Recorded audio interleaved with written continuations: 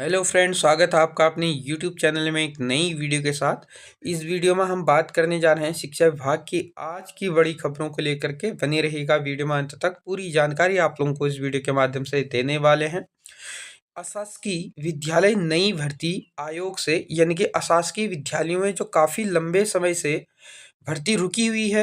कारण ये है था कि जो प्लेन से मैदानी वाले जो ज़िले हैं वहाँ पर इसमें काफ़ी अनियमितताएँ देखने को मिलती थी, तो ऐसे में इनमें जो थी रोक लगी हुई थी। तो अब सरकार ने इन भर्तियों को, चाहे वो अशासकीय विद्यालय हो या अशासकीय महाविद्यालय हो, इनमें जितनी भी नई भर्तियाँ होंगी वह अब आयोग के माध्यम से कराने की तैयारी पे जुटी हुई है सरकार। साथ ही साथ आउटसोर्स की जो भर्ती जितनी भी अब भर्तियाँ रहेंगी वह सभी मेरिट के आधार पर की जाएंगी। इस पर भी डिटेल से चर्चा करने जा रहे हैं। प्राथमिक विद्यालय भर्ती अपडेट के बारे में भी हम चर्चाएं करेंगे और आरओ और एआरओ का जो चयन परिणाम घोषित हुआ था, तो आयोग के द्वारा उत्तराखंड यानी कि जो लोक सेवा आयोग है उसके द्वारा इसको निरस्त कर दिया गया है। और नई भर्ती विज्ञापन के संबंध में भी इस पे चर्चा करने जा रहे हैं, तो बने रहिएगा वीडियो में अंत तक। पूरी जानकारी आप लोगों को इस वीडियो के माध्यम से देने वाले हैं। चैनल पे नए हैं या अभी तक आप लोगों ने हमारे चैनल को सब्सक्राइब नहीं किया है तो चैनल को सब्सक्राइब और बेल आइकन जरूर प्रेस कीजिएगा, ताकि इसी प्रकार की नई वीडियो, नई नोटिफिकेशन आप लोगों तक आसानी से पहुंच सके। तो बने रहेगा वीडियो में अंत तक, पूरी जानकारी आप लोगों को इस वीडियो के माध्यम से देने वाले हैं। तो शुरू करते हैं शिक्षा विभाग की खबरों के साथ। तो आज का न्यूज़पेपर आप लोगों ने पढ़ ही लिया होगा, नहीं पढ़ा तो रोज़ के न्यूज़पेपर टेलीग्राम चैनल पे देखने को मिल जाते हैं। लिंक इसी वीडियो के नीचे डिस्क्रिप्शन पे आप लोगों को देखने को मिल जाएगा। वहाँ पर जाकर के आप लोग जो टेलीग्राम चैनल, टेलीग्राम ग्रुप है उसको ज्वाइन कर सकते हैं। शिक्षा विभाग की नींद टूटी, स्कूलों में पहुंची किताबें। सरकारी स्कूलों में नए सत्र की शुरुआत के बावजूद बच्चों को पुरानी किताबों से पढ़ाई करने के मामले को जो आपके प्रिय समाचार पत्र जो हिंदुस्तान है, इसने बुधवार को अंक में प्रमुखता से उठाया था। तो समाचार प्रकाशित होते ही शिक्षा विभाग हरकत में आ गया और बुधवार को ही जो आनन फानन में 12,250 किताबें स्कूलों को भेज दी गई। इसमें से कुछ किताबें जो है वह हाथों हाथ वितरण भी कर दी गई, जबकि बाकी किताबों का वितरण जो है गुरुवार से किया जाएगा। तो जैसा कि आप लोगों ने देखा ही था कि कल जो है तमाम समाचार जो पत्र हैं वहाँ पर ये प्रकाशित हुए थे कि जो किताबें हैं वह अभी तक नहीं पहुँच पाई हैं। तो ऐसे में विभाग की नींद खुली और ये जो किताबें हैं वह पहुँची है। ऐसे में मुख्य जो शिक्षा अधिकारी नैनीताल है, इनके द्वारा बताया गया है कि बुधवार से स्कूलों में किताबें वितरण करने का काम शुरू कर दिया जाएगा। जो भी जो पुस्तकें हैं मिलती रहेंगी उन्हें तुरंत जो है छात्र छात्राओं को दे दिया जाएगा। तो ये जो है गोविंद जो जायसवाल जी है, मुख्य शिक्षा अधिकारी नैनीताल, इनके द्वारा बताया गया है। अशासकीय विद्यालयों और महाविद्यालयों में आयोग से शिक्षकों की भर्ती की तैयारी। शिक्षा मंत्री ने कहा, पारदर्शी जो नियुक्तियां हैं के लिए सरकार उठाएगी इसके लिए कदम। तो ऐसे में आप लोग देख पा रहे हैं अशासकीय विद्यालयों और महाविद्यालयों में पिछले काफ़ी समय से शिक्षकों की भर्ती नहीं हो पा रही है, जिसमें अब राज्य लोक सेवा आयोग के माध्यम से भर्ती जो है करने की तैयारी की जा रही है। शिक्षा मंत्री डॉक्टर धन सिंह रावत ने कहा है कि नियुक्तियों में पारदर्शिता के लिए सरकार यह कदम उठा रही है। प्रदेश में जो अशासकीय विद्यालय हैं इनमें शिक्षकों की भर्ती के मामले में शासन का कहना है कि इसमें अनियमितताएं की शिकायतें संज्ञान में आई हैं। यही वजह है कि शिक्षकों और जो शिक्षणेतर कर्मचारी हैं की भर्ती जो है 19 सितंबर 2023 से अगले आदेश तक इसमें रोक लगा दी गई थी। तो शिक्षकों और कर्मचारियों की नियमित भर्ती पर लगी इस रोक के हटने तक जो आवश्यकता अनुसार संस्थान ने स्वयं के खर्च पर अस्थायी जो व्यवस्था है के माध्यम से पठन पाठन कार्य किया है। वहीं अशासकीय महाविद्यालयों में भी शिक्षकों की भर्ती नहीं हो पा रही है। हालांकि कोर्ट के आदेश के बाद कुछ जो विद्यालयों और महाविद्यालयों में भर्ती हुई है, जिस पर शिक्षा मंत्री डॉक्टर धन सिंह रावत के मुताबिक प्रदेश में अशासकीय विद्यालयों और महाविद्यालयों में पूर्व जो है कि जिस भर्ती से जो भर्तियां हो रही हैं उस व्यवस्था में भर्ती नहीं होंगी। यानी कि पूर्व में जिस व्यवस्था से यहाँ पर अशासकीय महाविद्यालयों विद्यालयों में भर्ती हो रही हैं, पर अब ऐसी व्यवस्था से यहाँ पर भर्ती नहीं कराई जाएगी। साथ ही साथ अशासकीय जो महाविद्यालयों में कभी भी राज्य लोक सेवा आयोग के माध्यम से भर्ती नहीं हो शक्ति और महाविद्यालयों की तकनीकी बाध्यता है। इसमें नियोक्ता जो प्रबंधन तंत्र होगा, डॉक्टर प्रशांत सिंह जो महासचिव हैं प्रादेशिक अनुदानित महाविद्यालय संगठन, इनके द्वारा ये बयान दिए गए। शासकीय विद्यालय हैं, अशासकीय महाविद्यालय है। आप लोग काफ़ी समय से पूछ रहे थे कि सर जो अशासकीय विद्यालयों की भर्तियां हैं और रुकी पड़ी हैं कब से होंगी, तो अब इस पर सरकार जो है काम कर रही है और इसको आयोग के माध्यम से कराने जा रही है, क्योंकि आप लोगों को पता ही था, खास करके यूएस नगर और हरिद्वार जनपद से काफ़ी ऐसी शिकायतें आती थी कि यहाँ पर भर्तियों में अनियमितताएं देखने को मिलती हैं। तो ऐसे में अब इसमें पारदर्शिता लाने के लिए जो है आयोग से कराने पर विचार कर रही है सरकार। तो अगर इसको आयोग के माध्यम से करती है तो उस पर फिर जो है इसमें पारदर्शिताएं देखने को मिल जाएंगी। तो अब इसको जो ये मामला है वो जल्द ही कैबिनेट में आएगा और उसके बाद आप लोगों को इसमें जो भर्ती प्रक्रिया है वो देखने को मिलेंगी। साथ ही साथ अगर बात करें जो प्रधानाचार्य भर्ती रुकी पड़ी है उसको लेकर के सरकार इसके लिए अध्यादेश लाने जा रही है। प्रदेश के जो सरकारी विद्यालय है यहाँ पर शिक्षकों की वरिष्ठता के विवाद को निपटाने के लिए सरकार अध्यादेश लाने जा रही है। सहायक अध्यापक LT से प्रवक्ता के पद पर 3000 से अधिक जो है शिक्षकों की पदोन्नति लटकी हुई है। वहीं प्रधानाध्यापकों और प्रधानाचार्यों के पदों पर भी पदोन्नति नहीं हो पा रही है। विभाग के अधिकारियों के मुताबिक इस पर सरकार अध्यादेश जो है ला सकती है। तो सरकार अब इस पे अध्यादेश लाने जा रही है। जो प्रधानाचार्य भर्ती है पदोन्नति होनी है, तो इस पर जो है जल्द ही आप लोगों को अध्यादेश देखने को मिलेगा सरकार की ओर से। अतिथि शिक्षक भर्ती के संबंध में अगर बात करें तो अतिथि शिक्षकों के सुरक्षित भविष्य के लिए अध्यादेश लाए सरकार। शिक्षक संघ के द्वारा ये कहा गया है। माध्यमिक अतिथि शिक्षक संघ ने सरकार से उनके सुरक्षित भविष्य के लिए अध्यादेश लाने की मांग की है। संगठन के प्रांतीय अध्यक्ष अभिषेक भट्टजी के द्वारा बताया गया है कि पिछले साल 26 नवंबर को शिक्षा मंत्री की अध्यक्षता में हुई बैठक में जो अतिथि शिक्षकों के हित में कुछ निर्णय लिए गए थे, लेकिन उन पर अब तक निर्णय नहीं हुआ है। संगठन के प्रांतीय जो अध्यक्ष ने कहा है कि अतिथि शिक्षक बहुत कम मानदेय पर काम कर रहे हैं।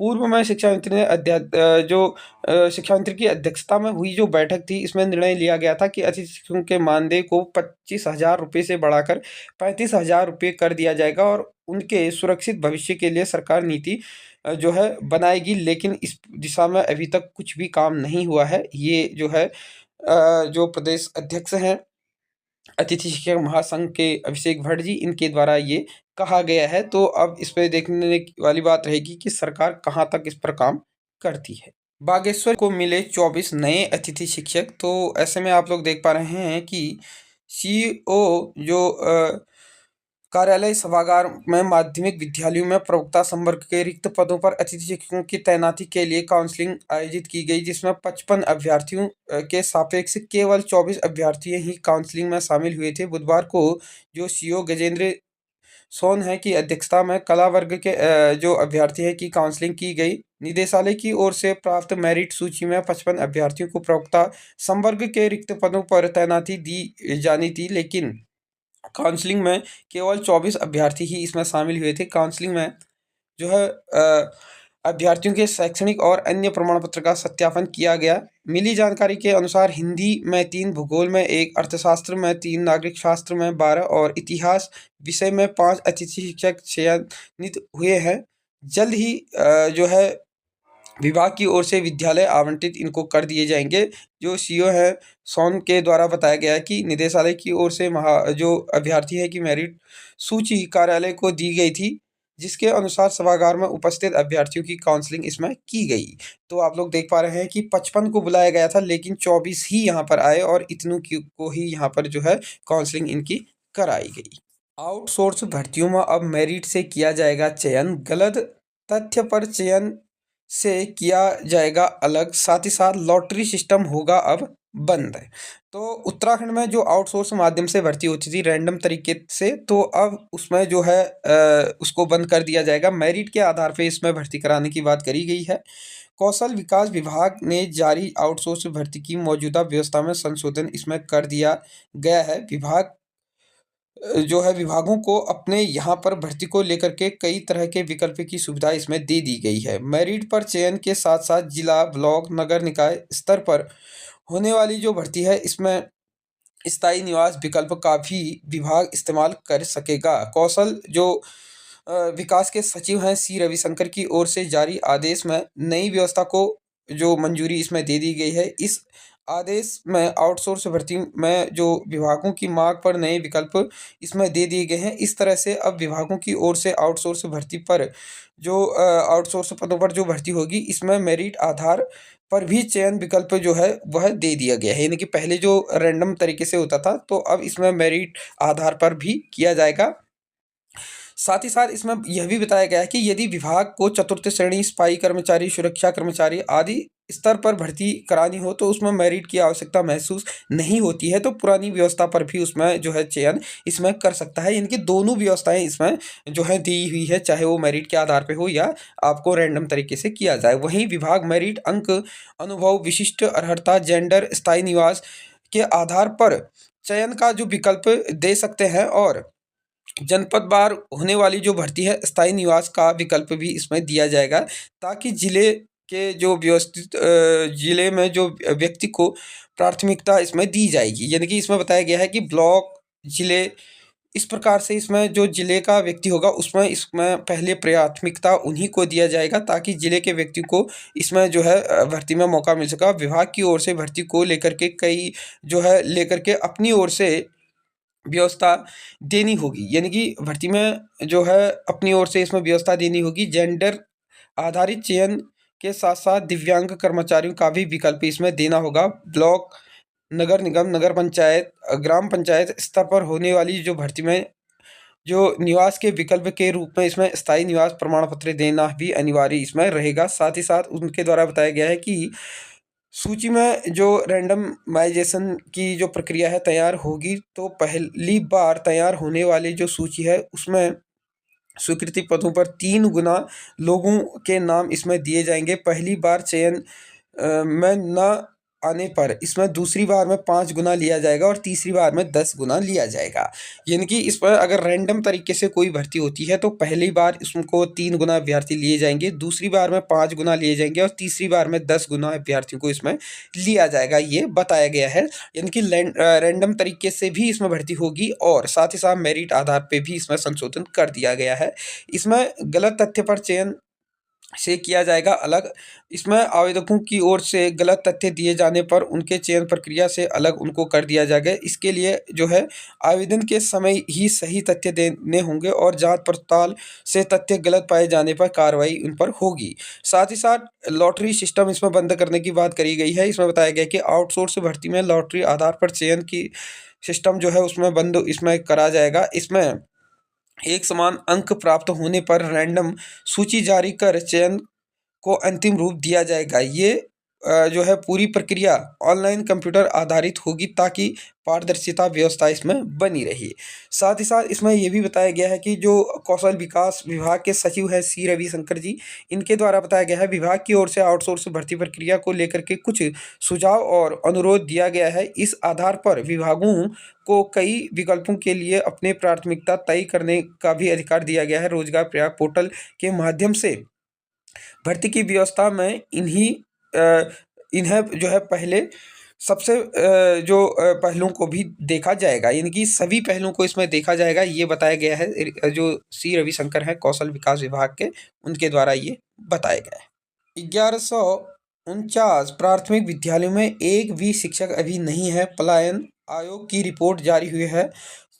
चंपावत और रुद्रप्रयाग जिले में प्राथमिक स्कूलों में सबसे कम है शिक्षक और बच्चे। यानी कि चंपावत और रुद्रप्रयाग में सबसे कम शिक्षक और बच्चों की बात इसमें करी गई है और 3504 विद्यालयों में एकल अध्यापकों की तैनाती है। तो ऐसे में जो आप लोग देख पा रहे हैं कि इसमें आयोग ने अपनी जो रिपोर्ट पेश की है, इसमें बताया है कि ग्राम विकास एवं पलायन निवारण आयोग की ओर से प्रदेश में प्राथमिक जो माध्यमिक विद्यालय है उसमें सुधार के लिए जो सर्वे रिपोर्ट सरकार को सौंपी है। इस रिपोर्ट में पर्वतीय क्षेत्र में प्राथमिक विद्यालयों में लगातार घटती छात्र संख्या और अध्यापकों की कमी इसमें को देखते हुए चिंता इसमें जताई है। उसमें सुधार को लेकर के सरकार को सुझाव भी दिए हैं। रिपोर्ट में खुलासा किया है। प्रदेश में 1149 प्राथमिक विद्यालयों में एक भी शिक्षक नहीं है। चंपावत और रुद्रप्रयाग में ये संख्या सबसे अधिक है। पलायन आयोग ने 204 पेजों की जो सर्वे रिपोर्ट है वह प्रवृत्ति क्षेत्र और प्राथमिक व माध्यमिक विद्यालय स्कूलों, बच्चों और अध्यापकों की संख्या में अंतर का खुलासा किया है। प्रदेश में 12,065 प्राथमिक विद्यालय संचालित हो रहे हैं, जिसमें 50% स्कूल में जो प्रधानाध्यापक है वह अभी तक नहीं है। इसके अलावा प्राथमिक विद्यालयों में बच्चों की घटती छात्र संख्या का मुख्य कारण जो है अध्यापकों की तैनाती न होना भी बताया है। तो ऐसे में आप लोग देख ही रहे हैं, उत्तराखंड में जो है जो भर्तियां अगर प्राथमिक में आती भी हैं तो वो कई सालों तक तो कोर्ट में लटकी रहती हैं। उसके बाद जब भर्तियां होती हैं तो भर्ती आप लोग देखते ही हैं, अभी भी जो 2906 पदों के सापेक्ष भर्ती प्रक्रिया चल रही है उसमें 5 चरणों की काउंसलिंग हो चुकी है। अभी भी इसमें जो है 500 से अधिक जो पद है वह खाली हैं। अब ऐसे में सरकार कह रही है कि एक और तो कह रही है कि इसमें प्रथम चरण की जो भर्ती निकली थी उसमें लगभग 2906 पदों की जो है सापेक्ष भर्ती कराई थी। अब इसमें दूसरे चरण की भर्ती करने की भी बात सरकार कर रही है। वहीं कुछ अभ्यर्थी जो हैं वह छठे चरण की काउंसलिंग की भी बात कर रहे हैं। तो ऐसे में सरकार तो कुछ समय पहले ये भी कह रही थी कि हम छठे चरण की काउंसलिंग कराएंगे। और जैसा कि आप लोगों ने देखा ही था कि हाल ही में हाईकोर्ट के द्वारा NIOS DLED को जो है मान्यता देने के बाद कहा था कि जो शेष पद 5वें चरण की काउंसलिंग में जो भर्ती हो चुके हैं उनको नियुक्ति देने के बाद जो शेष पद बच जाएंगे उसमें जो है छठी चरण की काउंसलिंग हो, और ऐसे में उनको जो है NIS DLED को भी इस छठे चरण की काउंसलिंग में भर्ती का मौका दिया जाए। अब ऐसे में जो है सरकार इसके लिए जो इसकी नियमावली है उसमें भी चेंज करेगी। अब देखने वाली बात रहेगी कि सरकार क्या इसमें छठे चरण की काउंसलिंग कराएगी या फिर इसमें सरकार जो है नई जो भर्ती है वह जारी करेगी, यानी कि दूसरे चरण की भर्ती देगी। तो ये आने वाले समय में ही पता चल पाएगा। जैसे ही इससे रिलेटेड कोई जो है अपडेट आते हैं तो आप लोगों को चैनल के माध्यम से दे दिए जाएंगे। आप चैनल के साथ बने रहिएगा। समीक्षा अधिकारी और सहायक समीक्षा अधिकारी में चयनित अभ्यर्थियों को बड़ा झटका मिला है। इसमें समीक्षा अधिकारी परीक्षा का परिणाम जो है वह आयोग के द्वारा निरस्त कर दिया गया है। उत्तराखंड लोक सेवा आयोग द्वारा गत 28 मार्च को जारी समीक्षा अधिकारी सहायक समीक्षा अधिकारी परीक्षा 2023 का अंतिम जो परिणाम है वह निरस्त कर दिया गया है। परीक्षा में तकनीकी त्रुटि सामने आने के बाद आयोग ने 136 पदों पर चयनित अभ्यर्थियों का परिणाम निरस्त करने का निर्णय लिया है। बुधवार को इस संबंध में आयोग के सचिव गिरधारी सिंह रावत की ओर से अधिकृत वेबसाइट पर जो विज्ञप्ति जारी की गई है, और आयोग ने समीक्षा अधिकारी और सहायक समीक्षा अधिकारी के 68 पदों पर भर्ती हुए जो अभ्यर्थी थे चयन परिणाम जारी किया था। और आयोग ने इन पदों के लिए जो गलत वर्ष यानी कि 26-27 अक्टूबर को मुख्य परीक्षा और इसी साल 24 फरवरी से जो है 6 मार्च तक कंप्यूटर आधारित जो ज्ञान की जो प्रायोगिक परीक्षा थी, कंप्यूटर पर हिंदी व अंग्रेजी टाइपिंग परीक्षा ली थी। साथ ही अभ्यर्थियों की ओर से पदों के लिए प्रस्तुत की गई जो वरीयता के आधार पर श्रेष्ठता क्रम में अभ्यर्थियों का चयन पदवार तथा विभागवार जारी किया था। सचिव रावत ने बताया कि 28 मार्च को जारी परीक्षा परिणाम में तकनीकी त्रुटि सामने आई है। इससे गंभीरता से लेते हुए परीक्षा परिणाम को निरस्त कर दिया गया है। संशोधित जो चयन परिणाम है 1 सप्ताह के भीतर जारी कर दिया जाएगा। तो इसमें जो है जो परिणाम जारी किया गया था उसको निरस्त करके 1 सप्ताह के भीतर इसमें परीक्षा परिणाम जारी करने का जो है निर्णय लिया है। आयोग ने तकनीकी त्रुटि की वजह से इसमें जो रिजल्ट है वो निरस्त किया है। 28 मार्च को उत्तराखंड लोक सेवा आयोग ने जारी किया था इसका परिणाम। तो जो है अब ARO का जो परिणाम है वह जो नया परिणाम है वह जल्द ही यानी कि 1 सप्ताह के भीतर आप लोगों को देखने को मिल जाएगा। बिहार कर्मचारी चयन आयोग BSSC ने जारी विज्ञापन में 682 पदों पर विज्ञापन जारी किया है। अंतिम तिथि इसकी 19 अप्रैल 2025 रहने वाली है। इसमें आप लोग अर्थशास्त्र, गणित, सांख्यिकी में स्नातक डिग्री धारक जो अभ्यर्थी रहेंगे वो आवेदन कर पाएंगे। ऑफिशियल साइट इसकी दी हुई है, यहाँ से आप लोग इसके लिए आवेदन कर पाएंगे। इसके अलावा आप लोगों को EPI में भर्ती विज्ञापन देखने को मिल रहे हैं। 48 पदों पे असिस्टेंट मैनेजर, सीनियर मैनेजर व अन्य पदों पे भर्ती इसमें निकली हुई है। 8 अप्रैल अंतिम तिथि इसकी रहने वाली है। BE BTech वाले अभ्यर्थी इसके लिए आवेदन कर पाएंगे। ऑफिशियल साइट इसमें दी गई है। इसरो ने 16 पदों पे विज्ञप्ति जारी की है। इसमें असिस्टेंट जो फायरमैन है वह अन्य पदों पे इसमें आप लोगों को देखने को मिलेगी। तो इसके लिए आप लोगों को 15 अप्रैल 2025 अंतिम तिथि रख दी गई है, तो आप लोग इसमें भी आवेदन कर पाएंगे। उसके अलावा आप लोगों को NHSRCL में जो भर्ती है वो देखने को मिल रही है 141 पदों पर, जो इसमें सीनियर मैनेजर, असिस्टेंट जो मैनेजर है आदि पदों पे जो विज्ञप्ति हो जारी हुई है 15 अप्रैल, इसमें भी अंतिम तिथि रहने वाली है। आवेदन आप लोग इसमें भी कर पाएंगे। उसके अलावा आप लोगों को ट्रिपल IT कोटा में 25 पदों पे भर्ती देखने को मिल रही है। 8 अप्रैल अंतिम तिथि रहने वाली है, इसमें भी आप लोग आवेदन कर पाएंगे। इसके अलावा आप लोगों को एलिम्को में भी 12 पदों पे भर्ती विज्ञप्ति देखने को मिल रही है। अंतिम तिथि 17 अप्रैल रहने वाली है। आवेदन आप लोग कर सकते हैं। ऑफिशियल साइट सभी की आप लोगों को यहाँ पे देखने को मिल जाएगी।